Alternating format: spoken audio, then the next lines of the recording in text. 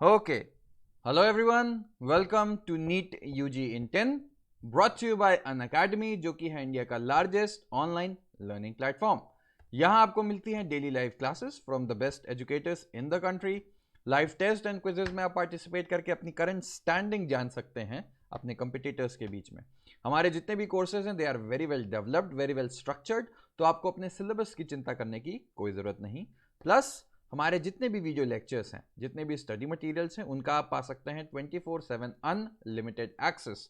लेकिन उसके लिए आपको पहला काम ये करना होगा कि अनअकैडमी लर्निंग ऐप डाउनलोड करिए, चाहे गूगल प्ले स्टोर पे जाके या फिर iOS ऐप स्टोर पे जाके, एंड देन आपको लेना होगा नीट यूजी का पेड प्लस सब्सक्रिप्शन हमारे सारे के सारे फीचर्स, सारी क्लासेस, सारे स्टडी मटेरियल्स अनलॉक करने के लिए। इसके लिए कई ऑप्शंस आपके पास अवेलेबल हैं 1, 3, 6, 12, 24।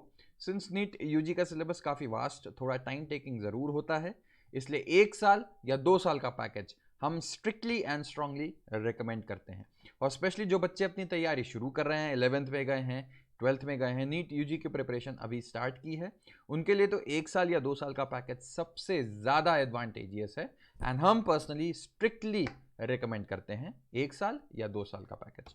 इतना ही नहीं, अगर आप मेरा रेफरल कोड LOVE10 ये यूज़ करोगे तो आपको मिलेगा एक्स्ट्रा 10% ऑफ जो भी हमारी बेस प्राइसेस हैं। मेरा नाम लव किशोर श्रीवास्तव है।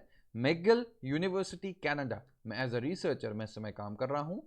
और हम डिस्कस क्या कर रहे थे? हम डिस्कस कर रहे थे PYQs on molecular basis of inheritance. मैंने लास्ट टाइम आपको बताया था कि सिंस एग्जाम पास आ रहा है तो मैंने सोचा कि थोड़े क्वेश्चंस डिस्कस कर लिए जाएं। Since molecular basis of inheritance में पढ़ा चुका हूं तो अभी उसके क्वेश्चन चल रहे हैं। पार्ट 1 हो चुका था, आज 5 और क्वेश्चंस देखेंगे पार्ट 2 में। चलो, पहला क्वेश्चन आता है, सेलेक्ट दी करेक्ट मैच। आपसे सबसे पहले करेक्ट मैच पूछा गया है, ठीक है। तो यहां पे देखिए आप क्या हमको जानना है। स्ट्रेप्टोकोकस निमोनिया दिया है, TMV दिया है, पाइसम सटाइवम और लैक ओपेरॉन, ठीक। तो देखो, पाइसम सटाइवम नाम आते ही एक चीज आपको क्या याद आ जानी चाहिए? मेंडल, ठीक। ग्रेगर जोहान मेंडल जो थे, फादर ऑफ जेनेटिक्स जिनको कहा जाता है, उन्होंने पाइसम सटाइवम जिसका नाम होता है गार्डन पी, ठीक है, इस पे काम किया था। एलेक जेफरीज, एलेक जेफरीज का जैसे नाम आता है आपको तो एक चीज याद कर लो, DNA फिंगरप्रिंटिंग, ठीक है। तो ये स्ट्रेप्टोकोकस निमोनिया से क्या मतलब हुआ? कुछ नहीं, तो DNA फिंगरप्रिंटिंग एलेक जेफरीज ने। हर्शे एंड चेज, अब याद करो कि अनइक्विवोकल एक्सप्लेनेशन किसने दिया था कि DNA is the genetic material, ये तो हर्शे और चेज को द्वारा कहा गया था ना। तो यहां TMV क्या कर रहा है बैठा हुआ? ये भी ऑप्शन गलत हो गया। अब आते हैं हम आखिरी ऑप्शन पे कि जेकब एंड मोनॉड ने क्या कहा था, तो lac operon, Jacob and Monod ने ही दिया था। तो याद रखना, इस टाइप का क्वेश्चन रिपीट आ जाता है तो हो सकता है कि आपके एग्जाम में एलेक जेफरीज के आगे DNA फिंगरप्रिंटिंग दी हो और बाकी गलत हो, ठीक है। इसीलिए मैंने बता दिया आपको अलग अलग ऑप्शन क्या याद करना है, ठीक है ना। तो अब आगे कंफ्यूजन नहीं होना चाहिए, इसका सही आंसर होगा जेकब एंड मोनॉड। चलो next, DNA dependent RNA polymerase catalyzes transcription on one strand of the DNA which is called the, ठीक है। तो लास्ट लेक्चर, जो लास्ट क्लास मैंने ली थी, उसमें भी मैंने आपको बताया था कि होता क्या है, DNA तो डबल स्ट्रैंडेड है, एक स्ट्रैंड ये हुआ, एक स्ट्रैंड ये हुआ, ठीक, आपस में डबल स्ट्रैंड हुआ। जब भी ट्रांसक्रिप्शन इनिशिएट होना होता है क्या होगा? दोनों स्ट्रैंड अलग हो जाएंगे, ठीक है, एक ये हुआ, एक ये।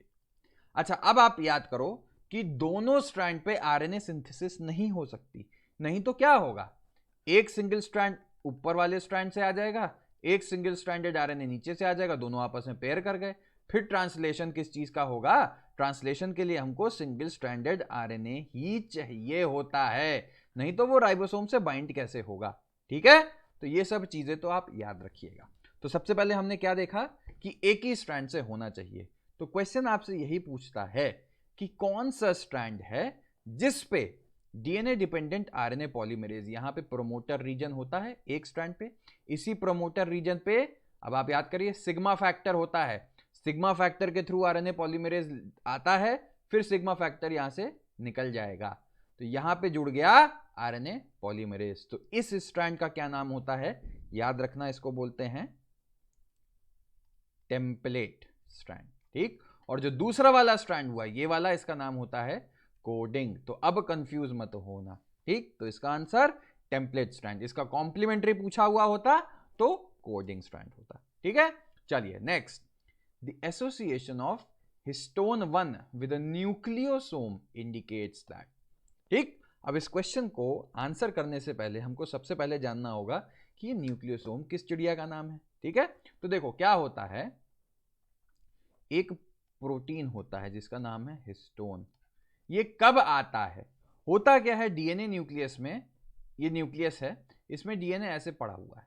ठीक है, पतले पतले धागे के रूप में, सिंपल शब्दों में जानो। ठीक, लेकिन अब हमको पता है कि डीएनए तो 2 मीटर लंबा हो सकता है।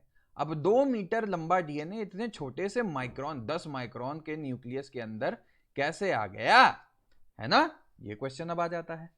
तो उसके लिए डीएनए को बहुत टाइटली रैप होना होता है, और रैप किसके अगेंस्ट होता है, हिस्टोन ऑक्टामर, जिसमें H2A, H2B, H3 और H4, इन सब की 2-2 यूनिट होती है।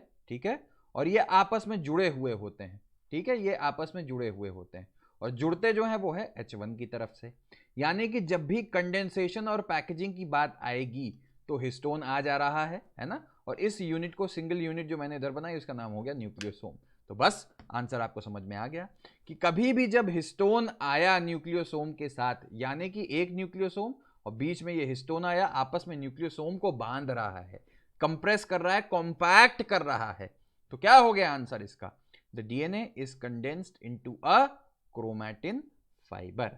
ठीक है, बिल्कुल सिंपल सा क्वेश्चन था, नीट 2017 में आया है, आंसर होगा बी। नेक्स्ट देखो, during DNA replication Okazaki fragments are used to elongate. अब याद करो, रेप्लिकेशन फॉर्क बनता है, बिल्कुल बनता है।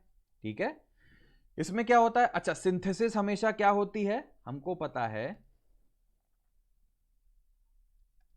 सिंथेसिस हमेशा 5' से 3' डायरेक्शन में होगी। तो क्या होता है, अगर इधर सिंथेसिस हो रही है तो ये कौन सा स्ट्रैंड हुआ, ये 5' हुआ, ये 3' हुआ। ठीक है, अनजिपिंग इस डायरेक्शन में हो रही है, तो क्या होगा, जैसे ये अनजिप हुआ इसमें ऐड होता चला जाएगा, चला जाएगा, चला जाएगा। इधर तो कोई प्रॉब्लम, एक सेकंड बच्चों, इधर तो कोई प्रॉब्लम नहीं आई, इसमें ऐड होता चला जाएगा। लेकिन इस स्ट्रैंड में अब इसको 5' से 3' होने के लिए इधर जाना है। ठीक, अब ये वेट कर रहा है कि जब ये खुले तो यहां से फिर शुरू करेगा, फिर खुलेगा जब आगे जाके तो फिर यहां से। तो ये छोटे छोटे फ्रैगमेंट्स बन के आ रहे हैं, इनको बोलते हैं ओकाजाकी फ्रैगमेंट्स, जो होता है लैगिंग स्ट्रैंड पे। ठीक है, तो अब आपसे क्वेश्चन पूछा, और लैगिंग स्ट्रैंड क्या हुआ, अवे फ्रॉम रेप्लिकेशन फॉर्क। तो आंसर क्या हो गया इसका, द लैगिंग स्ट्रैंड पूछा है, ओकाजाकी फ्रैगमेंट्स किस में बनता है, strand away from the replication fork, answer C. ठीक है, बहुत सिंपल सा था, इसमें कंफ्यूज नहीं होना। अगला question, many ribosomes may associate with a single mRNA to form multiple copies of a polypeptide simultaneously, such strings of ribosomes are termed as. मतलब क्या हुआ इस क्वेश्चन का, जब भी ट्रांसलेशन होना होता है, ट्रांसलेशन मतलब आरएनए से प्रोटीन बनना है। ठीक है, तो क्या होगा, ये एमआरएनए है, ठीक, ये एमआरएनए है जो सिंगल स्ट्रैंडेड होता है, इसमें राइबोसोम आके जुड़ जाएगा, ये उस राइबोसोम की स्मॉल यूनिट, ये राइबोसोम की लार्ज यूनिट हो गई। अब क्या होता है, और यही इसी पे आके फिर यहां पे टीआरएनए बाइंड होगा, ये सब कहानी आपको पता है, और यहां अमीनो एसिड बनता चला जाएगा।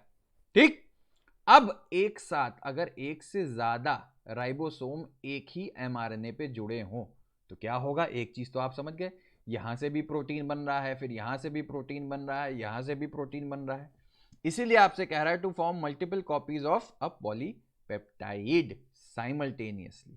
ठीक है, इसी चीज को जब एक एमआरएनए पे एक से ज्यादा राइबोसोम मिलते हैं तो उसको कहा जाता है पॉलीसोम। ध्यान रखना, आगे गड़बड़ कभी मत करना। ठीक है, समझ में आ गया अब क्या होता है। चलिए, तो इस लेक्चर में इतना ही। होप कि वीडियो आपको पसंद आया हो, वीडियो पसंद आया तो लाइक करो, सब्सक्राइब करो, एंड LOVE10 जो मेरा कोड है, इसको यूज करके अनअकैडमी से जुड़ोगे तो मिलेगा एक्स्ट्रा 10% ऑफ। मिलते हैं नेक्स्ट लेक्चर।